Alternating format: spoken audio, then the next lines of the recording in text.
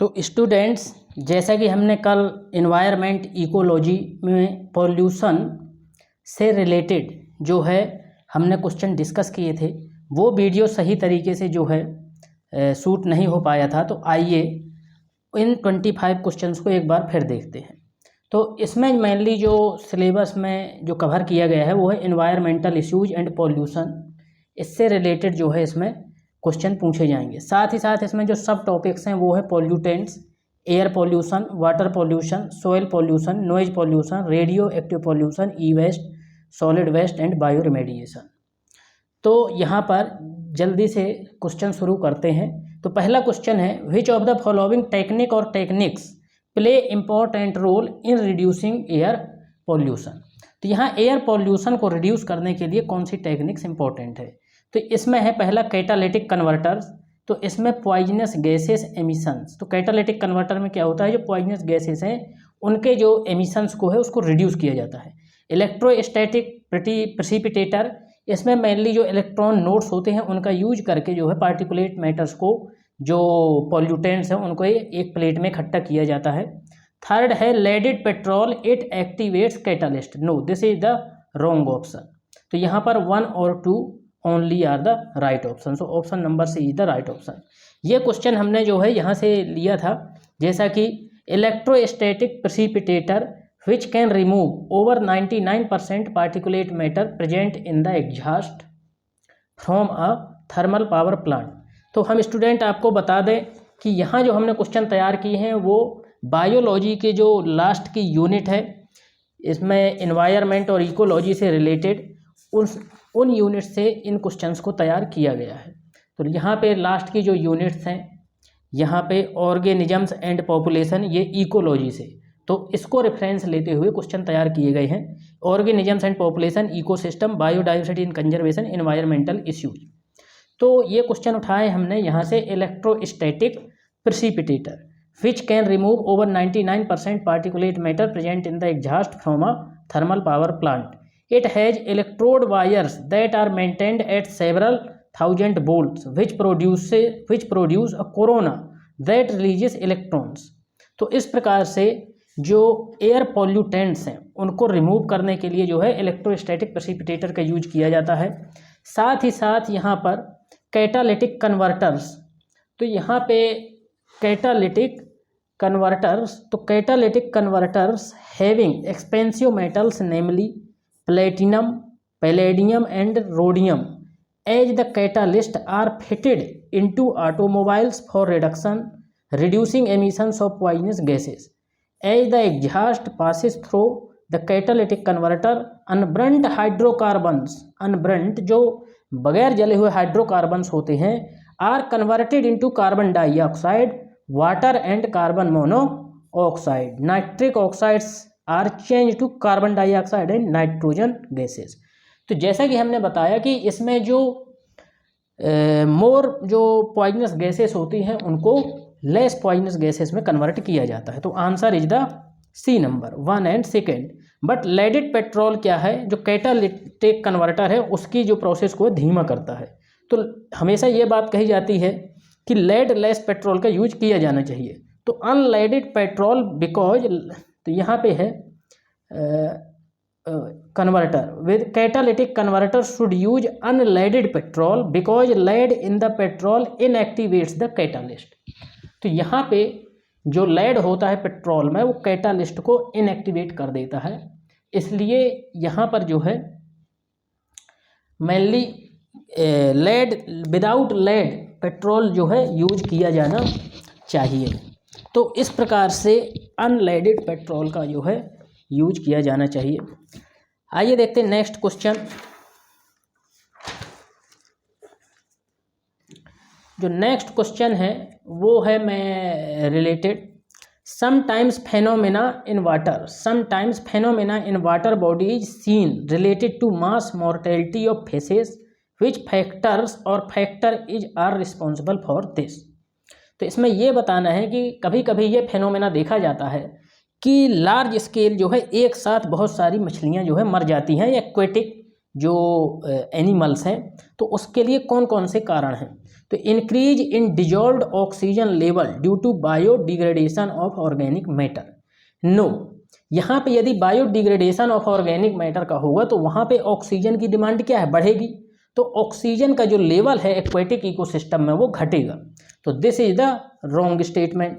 Second statement is excessive growth of planktonic algae due to presence of large amount of nutrients. Yes, this is the right option. Actually क्या होता है कि eutrophication की वजह से वहाँ पे जो डिपोजिशन होता है वेस्टेज का large amounts of the nutrients, उसकी वजह से प्लैंक्टोनिक algae का काफ़ी ज़्यादा उसका ग्रोथ होता है। थर्ड है deterioration of water quality due to algal bloom. Yes, algal bloom की ग्रोथ से वहाँ पे जो है वाटर क्वालिटी, वाटर की जो गुणवत्ता है उसमें कमी आती है और अदर एनिमल्स जो हैं वहाँ पर उनकी डेथ होना शुरू हो जाती है। तो इस क्वेश्चन को हमने लिया है यहाँ से।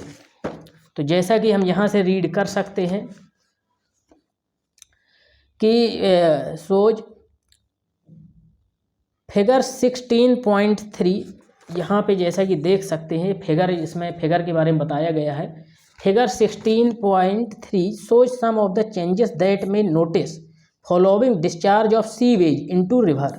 अब जो डिस्चार्ज ऑफ सीवेज होगा, micro organisms involved in biodegradation of organic matter in the receiving water body consume a lot of oxygen and as a result there is a sharp decline in dissolved oxygen.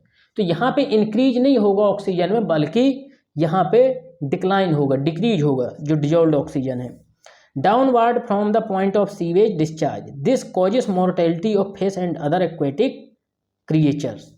Presence of large amounts of nutrients in water also causes excessive growth of planktonic free floating algae called as algal bloom, which imparts a distinct color to the water body. Algal blooms causes deterioration of water quality and fish mortality. तो यहाँ कौन कौन से statement है? First जो है wrong है, second और थर्ड जो है राइट है। तो option number B is the right option. अब आते हैं क्वेश्चन नंबर थर्ड में।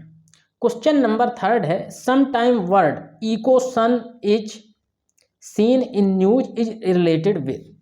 तो यहाँ पे है जो इकोसन एक्चुअली क्या होता है, इसमें जो ह्यूमन एक्सक्रीटा है उसका थ्रू कंपोस्टिंग के थ्रू उसका ट्रीटमेंट करके जो रिमेनिंग है उसको जो है एज अ मैन्योर के तौर पे यूज किया जाता है। तो इस प्रकार से यहाँ पे जो है इसका आंसर हो जाएगा integration in human waste disposal and agriculture. तो ये है, ये क्वेश्चन यहाँ से उठाया गया है कि ecological sanitation is a sustainable system for handling human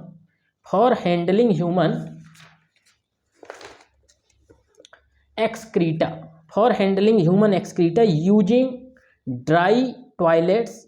This is a practical, hygienic, efficient and cost-effective solution to human waste disposal.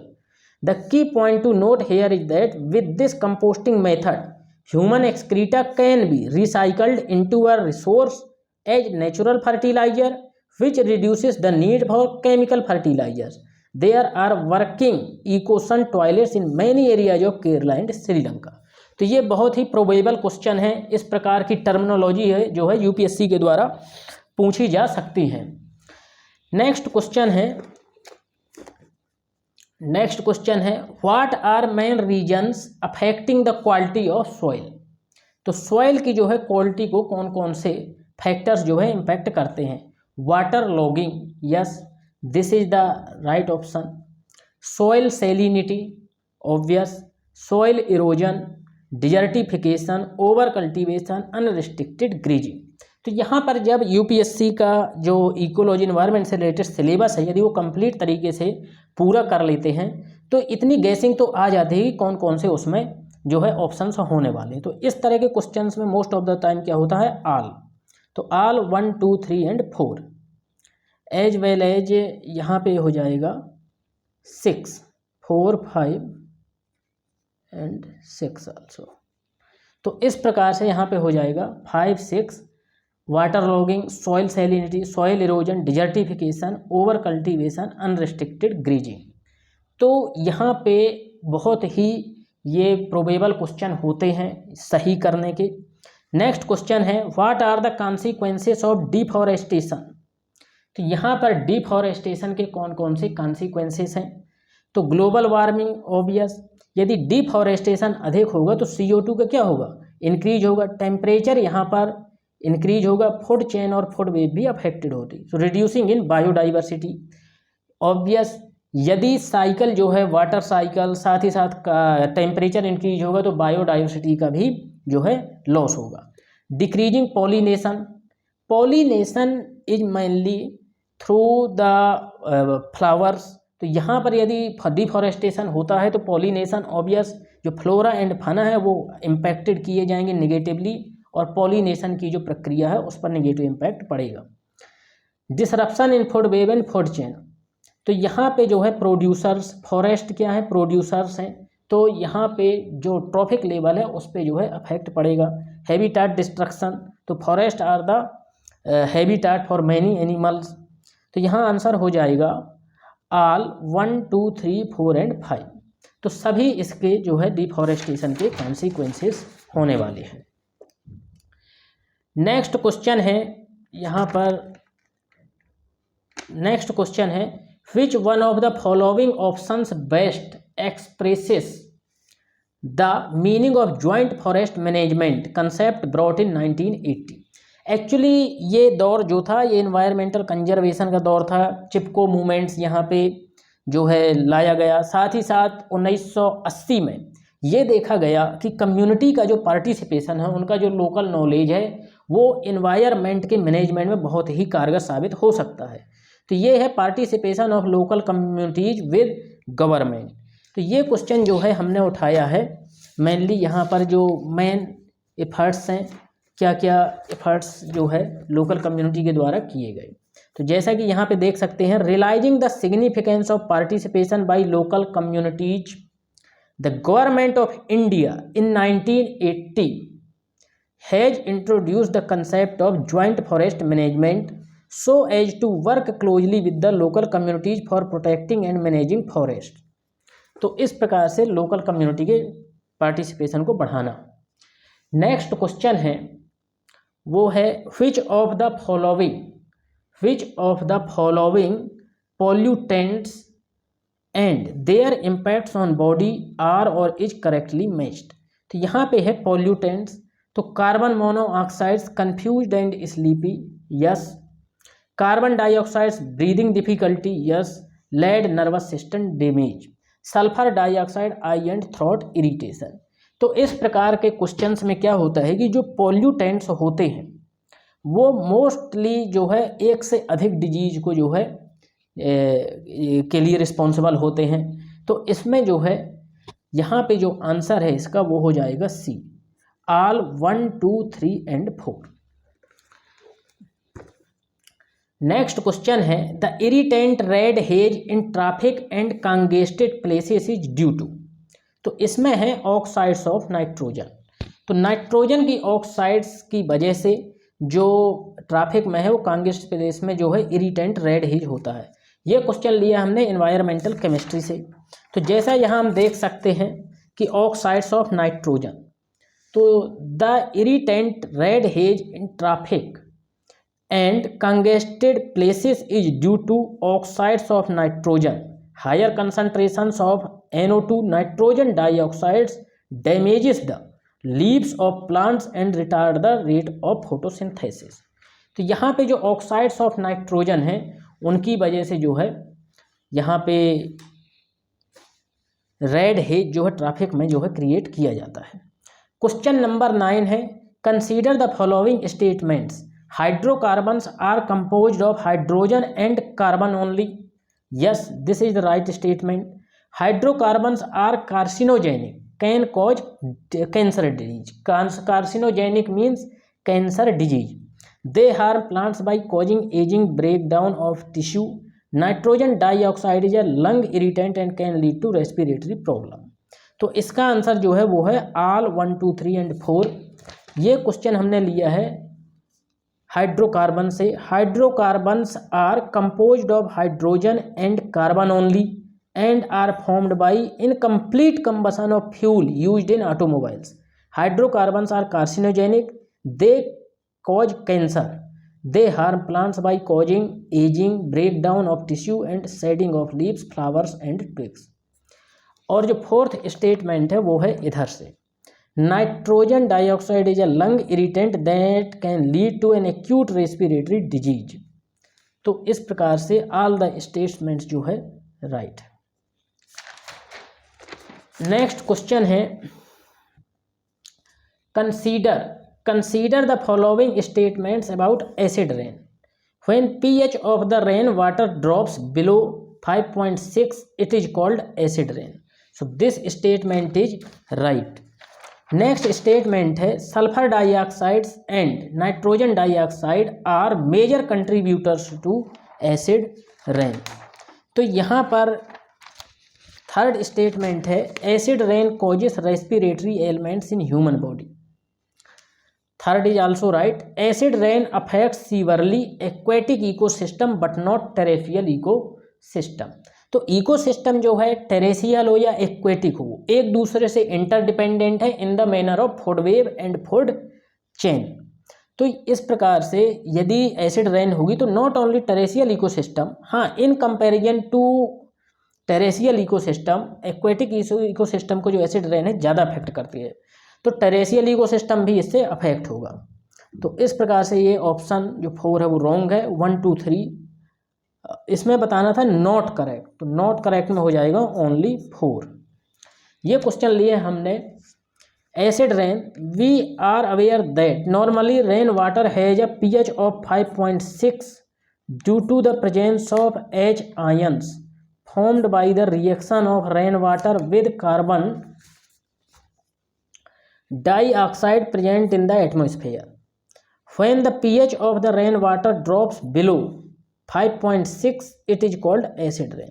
तो पहला स्टेटमेंट क्या है, सही है कि यदि इसका जो है pH वैल्यू 5.6 से कम होती है तो एसिड रेन होगी। अब यहाँ पे है oxides of nitrogen and sulphur which are acidic in nature can be blown by wind along with solid particles in the atmosphere and finally settle down either on the ground as dry deposition or in water, fog and snow as wet deposition. तो इस प्रकार से इसका जो answer होगा B only 4। Next question है question number 11। तो इसमें है in the context of solving pollution problems what is और आर एडवांटेज और advantages of bio remediation technique. तो सबसे पहले समझ लेते हैं कि बायो रिमेडिएशन टेक्निक क्या होता है। तो using micro organisms for disposal of wastage through decomposition. तो माइक्रो ऑर्गेनिजम्स के थ्रू डीकम्पोजिशन प्रोसेस को जो है इंक्रीज करना। आइए पढ़ते हैं। पहला स्टेटमेंट है it is a technique for cleaning up pollution by enhancing the same biodegradation process that occurs in nature. So this statement is right statement. Next statement है any containment with heavy metals such as cadmium and lead can be easily and completely treated by bioremediation using microorganisms. So this is the wrong statement. Generally bioremediation के द्वारा जो heavy metals हैं उनका treatment जो है very difficult और impossible, तो उनका treatment जो है नहीं किया जा सकता है heavy metals का bioremediation की टेक्निक के द्वारा। With heavy metals any containment no. सो जो बायोडिग्रेडेबल नहीं है, जो हैवी मेटल्स हैं उनका ट्रीटमेंट बायो रिमेडिएशन के थ्रू करना डिफिकल्ट है। नेक्स्ट है genetic engineering can be use to create micro organisms specifically designed for bio remediation. Yes, third is the right answer. So यहाँ हो जाएगा करेक्ट बताना था, तो 1 and 3 is the right answer. Next question है question number 12। Next question है question number 12। Consider the following statements about photochemical smoke. तो common components of photochemical smoke are ozone, nitric oxide, acrolein, formaldehyde. So this statement is right. Photochemical smoke causes headache, chest pain, cough, difficulty in breathing. So this is the also right. तो option number C is the right option. तो यहाँ जैसे हम ये question यहाँ से जो है बनाया गया है, the common components of photochemical smoke are ozone, nitric oxide, acrolein, formaldehyde and peroxyacetyl nitrate. The concentration causes headache, chest pain, dryness of the throat, cough and difficulty in breathing. तो इस प्रकार से इसका जो आंसर हो जाएगा C number. Both 1 and 2 are the right option. Next question है, consider the following statements about ozone. तो ozone in stratosphere product of ultraviolet radiation acting on dioxygen molecule. तो इस प्रकार से यहाँ पे जो है ओजोन है, तो ओजोन का जो फॉर्मेशन होता है स्ट्रेटोस्फेयर में वो मेनली यहाँ से इस प्रकार से, ozone in the stratosphere is product of ultraviolet radiation acting on dioxygen O2 molecule. The ultraviolet radiation split apart molecular oxygen into free oxygen atoms. These oxygen atoms combine with the molecular oxygen to form ozone. तो इस प्रकार से यहाँ जो है ultraviolet radiation की presence में, तो मोलिक्यूलर ऑक्सीजन जब ऑक्सीजन से क्रिया करता है तो O3 यानी ओजोन का जो है फॉर्मेशन होता है. तो chlorine radical react with stratospheric ozone to form chlorine monoxide radicals and molecular oxygen. तो यहाँ पे जो ओजोन डिप्लीशन का जो मेन कॉज है वो है क्लोरीन. तो इस प्रकार से यहाँ जैसे कि बताया गया है कि the chlorine radicals are continuously regenerated and cause the break down of ozone. तो ये डिफरेंट जो है इक्वेशंस दी गई हैं कि किस प्रकार से क्लोरीन जो है ओजोन का डिप्लीशन करता है. नेक्स्ट क्वेश्चन इज, तो इसका जो आंसर है वो both the statements are correct. तो इसका आंसर हो जाएगा C number. Next question is, in context of mitigating the impeding global warming due to anthropogenic emissions of carbon dioxide, which of the following can be the potential sites for carbon sequestration. तो यहाँ पर जो answer है वो है D number all. तो पहला जो स्टेटमेंट है, abundant and uneconomic coal seams, depleted oil and gas reservoirs, subterranean deep saline formation. तो जो ये ऑल पोटेंशियल साइट्स हैं इनका जो है यूज वो कार्बन सिक्वेस्ट्रेशन में किया जा सकता है. तो इसका आंसर हो जाएगा D. D is the right option 1, 2 and 3. Next question is, biological oxygen demand is a standard criterion for. तो यहाँ हो जाएगा measuring oxygen level in blood, wrong. Computing oxygen levels in forest ecosystem, no. Pollution are in aquatic ecosystem.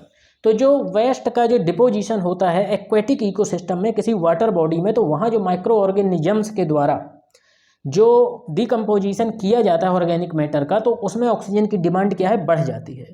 तो वो oxygen, biological oxygen demand इस बात को indicate करता है कि वहाँ का जो पॉल्यूशन लेवल है वो किस लेवल का है. तो option number C is the right option, pollution assay in aquatic ecosystem. Question number 16, which is the result of eutrophication. तो dense plant growth in water bodies, this is the right. Loss of biodiversity, this is also right. Killing animal life by depriving it of oxygen. So all the ABC are result of eutrophication. तो eutrophication actually क्या होता है, इसको ageing of the lake कहते हैं.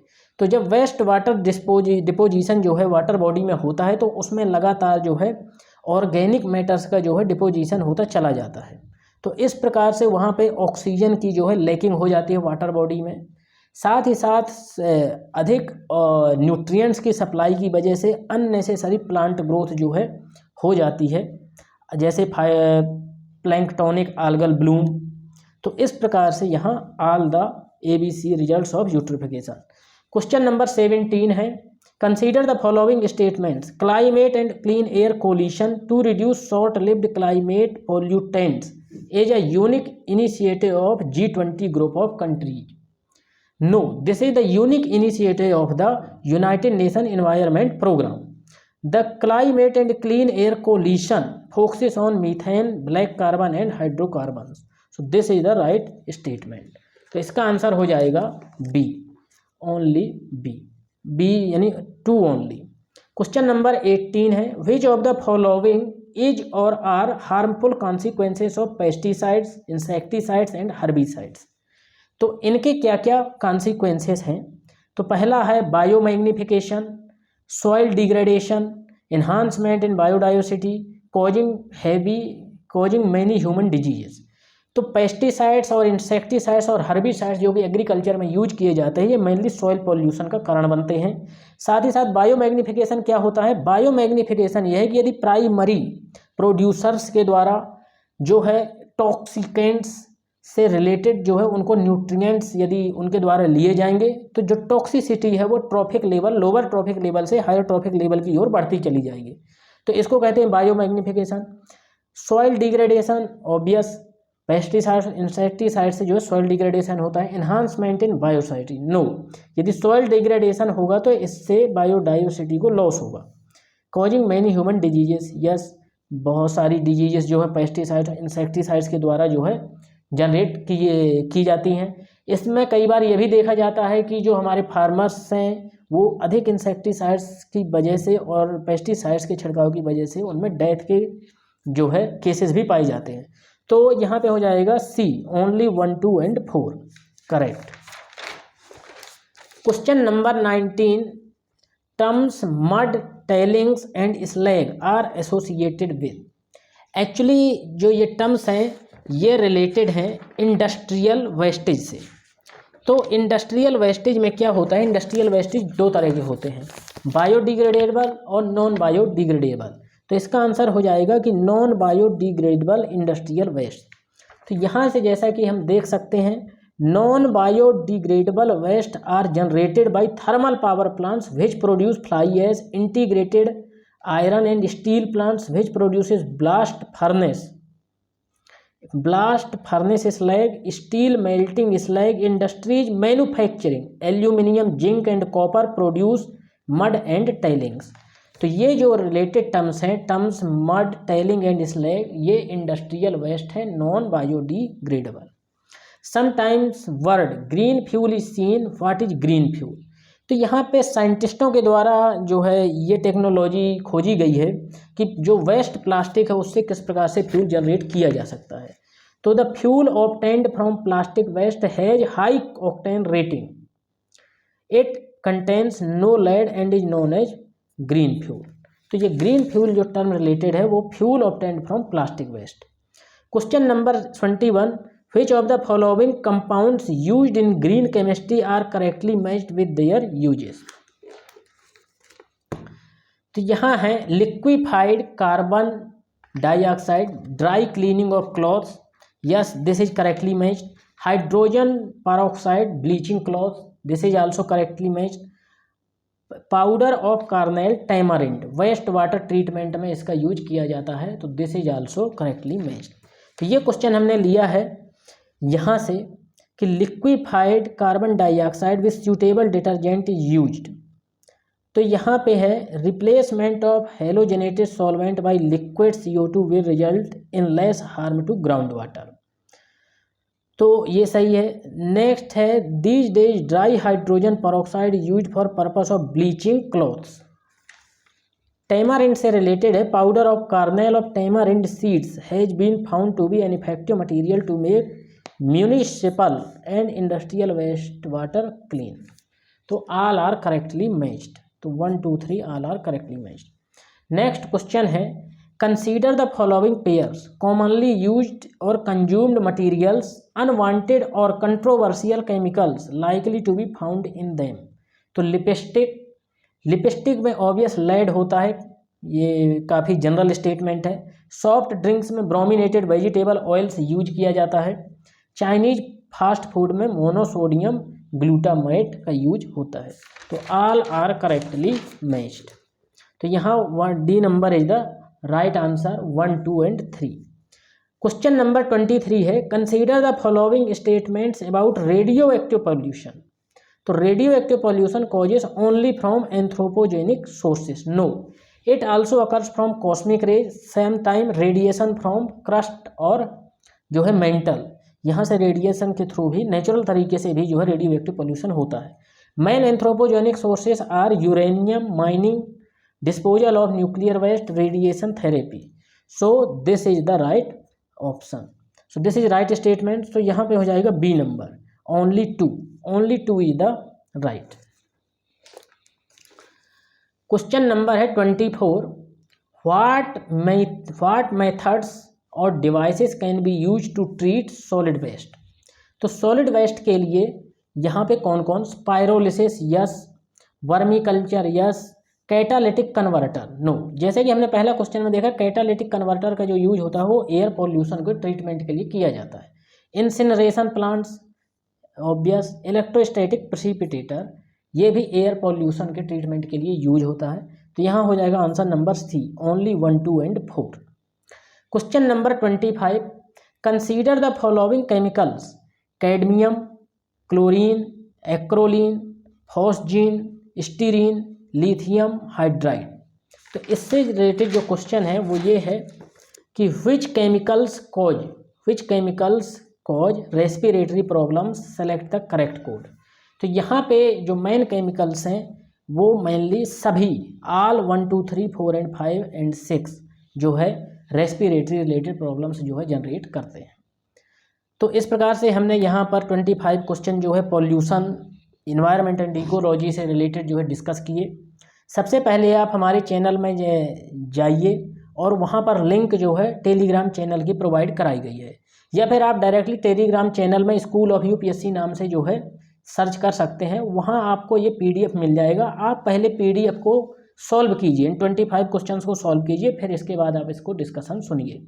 साथ ही साथ ये चैप्टर्स हैं एनवायरमेंटल केमिस्ट्री और बायोलॉजी का जो लास्ट का यूनिट है इकोलॉजी से रिलेटेड, ये काफ़ी इम्पोर्टेंट है। आप इनके कंसेप्ट क्लियर कीजिए और क्वेश्चंस का जो है आंसर दीजिए। Thank you so much.